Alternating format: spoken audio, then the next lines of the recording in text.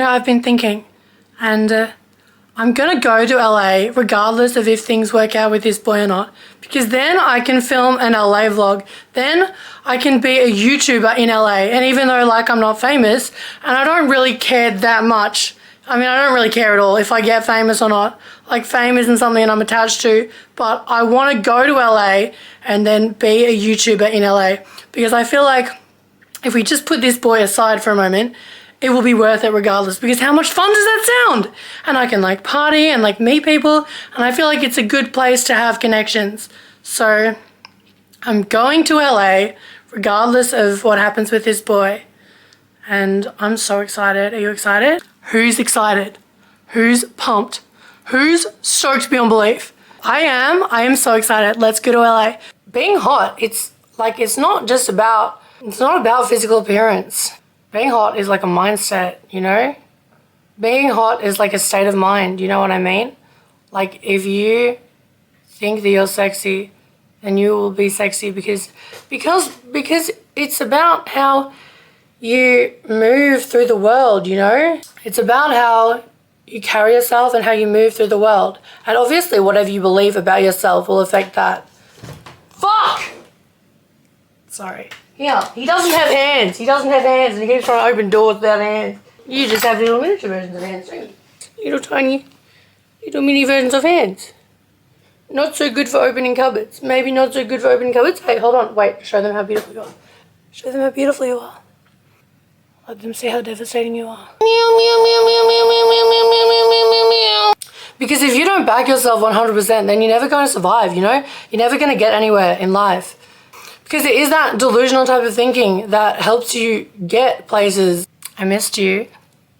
I did. And I love you. And you're beautiful and you're perfect. And I think that you could be the President of the United States if you really wanted to.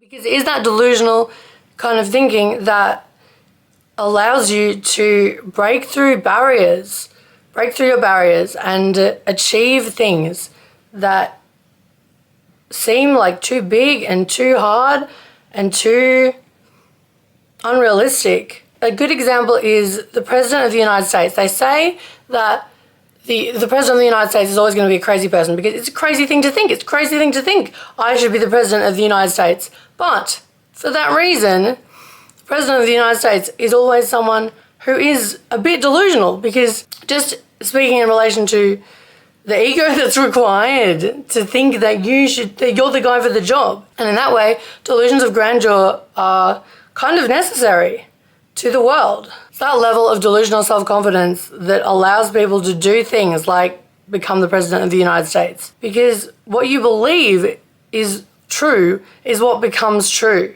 If you understand the way in which your thoughts become actions. Do you understand what I'm trying to say? People will treat you how you allow them to treat you, and will receive the love that we think that we deserve.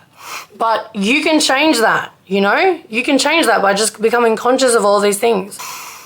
I saw a recent episode of Chicken Show Update with Central C and Amelia Dims, and she asked him, what kind of girls do you like? And he said, I like girls who don't like me. Which is very telling. Because I think there's something wrong with me, then because this person likes me, there must be something wrong with them. And then you start to devalue the other person for liking you. Does that make sense? Because if they really were as fantastic and wonderful as you imagine them to be, then they wouldn't possibly like you. And that's how we sabotage ourselves. Are you following me? And the love that we think that we deserve isn't necessarily the love that we do deserve. Because, say, for instance, if your primary caregivers weren't everything that you needed them to be, which, whose were? There are not that many securely attached people in the world. If our primary caregivers weren't everything that we needed them to be, it's not uncommon to have a parent or both parents who were not, who didn't give you everything that you needed when you were growing up. That is what creates the feeling of lack and the feeling that you're not good enough. But if you can just become conscious of that, then I think you can get a better handle, a better grasp on the situation. By thinking things like, oh, this person is way too wonderful for me, they couldn't possibly be into me. And then that thinking creates the behavior where you sabotage yourself because you're like, well, this isn't real because this can't possibly be real because I don't think that I'm good enough because I don't think that I deserve this. And so then you start to sabotage the relationships because of that line of thinking. But all you need to do to change that pattern of behavior is become more conscious and aware that you're doing it. You know, if you just become conscious, and so now you see. We receive the love that we think we deserve. Try to detach yourself from your feelings about the situation to the actual situation and focus on the facts. Like, well, are you out doing evil in the world or are you out doing good? On the balance of things. We'll think about karma. Like, what do you think that your karma is? Easy, and you've got a smile that could light up this whole town. I haven't seen it in a while since she brought you down. When we understand the reasons why we do things, we can change our behavior. I think it really is as simple as if you really are out in the world doing good and trying your hardest, then good things will come. The reason that we get stuck in toxic relationships is because we think that they are going to give us something that we feel that we need. Because I feel like everyone has a deep sense, like a deep need. Because when our primary caregivers don't give us everything that we need in childhood, it creates a sense of lack, like a deep-seated sense of need. And the reason why we get stuck in toxic relationships is because we think that we're going to fill that need with other people.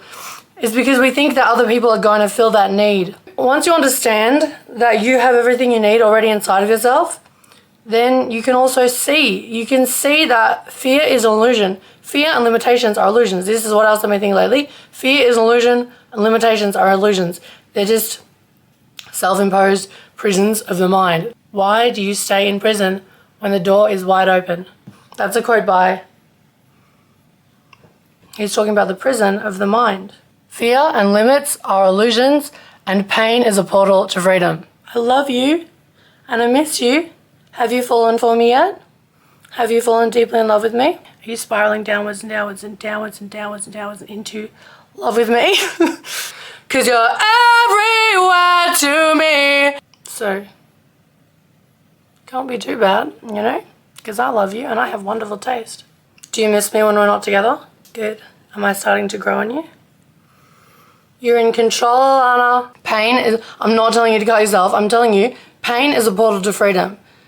Pain is a portal to freedom if you move through it consciously, intentionally, and strategically. If you move through pain consciously, intentionally, and strategically, then you can get to the other side. You can see that things like fear and limits are illusions. And the prison is just in your mind. Am I blowing your mind? I hope so.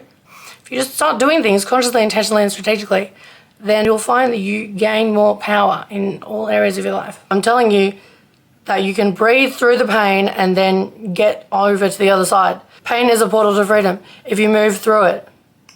When I was 19, I was in a really abusive relationship, and I've been thinking for so long that that was the worst thing that ever happened to me. But lately, I've kind of been like reframing it. And I think that actually maybe it was the best thing that ever happened to me because of that relationship, I have built like an immunity to criticism. I mean, I'll take it on board if it's constructive, but if it's just like a creative insult, it just bounces off me. Like the best insult that you can possibly dream up, it just bounces off me.